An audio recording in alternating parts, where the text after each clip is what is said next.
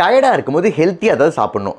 அது எனர்ஜியை உடனே கொடுக்கறது மட்டும் இல்லாமல் அந்த எனர்ஜி கொஞ்சம் நேரத்துக்கு சஸ்டெயினும் ஆகணும், நீடிக்கவும் செய்யணும்.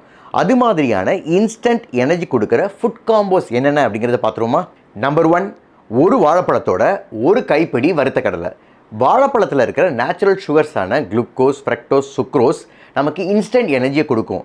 கடலையில் இருக்கிற ப்ரோட்டீனும் மோனோ அன்சாச்சுரேட்டட் ஃபேட்டி ஆசிடும் இந்த எனர்ஜியை கொஞ்சம் நேரத்துக்கு நீடிக்க வைக்கும். நம்பர் 2, 5-6 பேரிச்சம்பழத்தோட ஒரு டம்ளர் பால். பேரிச்சம்பழத்தில் இருக்கிற நேச்சுரல் சுகர்ஸ் நமக்கு இன்ஸ்டன்ட் எனர்ஜியை கொடுக்குது. பாலில் இருக்கிற லாக்டோஸ், புரோட்டீன், ஃபேட் அதிக நேரம் எனர்ஜியை கொடுக்குது. நம்பர் 3, 100 கிராம் வேக வச்ச சக்கரவள்ளி கிழங்கோட 7 அல்லது 8 பாதாம். சக்கரவள்ளி கிழங்குல காம்ப்ளெக்ஸ் கார்போஹைட்ரேட் இருக்குது. இது அதிக நேரம் எனர்ஜி கொடுக்குது.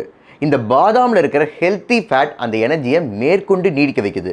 நம்பர் 4, 5 அல்லது 6 உலர்ந்த அத்திப்பழத்தோட ஒரு டம்ளர் இளநீர்.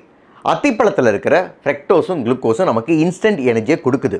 இந்த இளநீரில் இருக்கிற பொட்டாசியம், சோடியம், மெக்னீஷியம் போன்ற எலக்ட்ரைட்ஸும் நீர்ச்சத்தும் நமக்கு ஹைட்ரேஷன் கொடுக்கறது மட்டும் இல்லாமல் டயர்ட்னஸ்லேருந்து ரெஃப்ரெஷ்மெண்ட்டை கொடுக்குது. நம்பர் 5, ஒரு கனிந்த கொய்யாப்பழத்தோட 2 வேக வைத்த முட்டை. கொய்யாப்பழத்தில் 100 கிராம் கொய்யாப்பழத்தில் 8லேருந்து 9 கிராம் நேச்சுரல் சுகர் இருக்குது. இது நமக்கு இன்ஸ்டன்ட் எனர்ஜி கொடுத்துருது. முட்டையில் ப்ரோட்டீனும் ஃபேட்டும் இருக்குது. இது ரெண்டுமே நமக்கு அதிக நேரம் பசி அடிக்காமல் பார்த்துக்குது.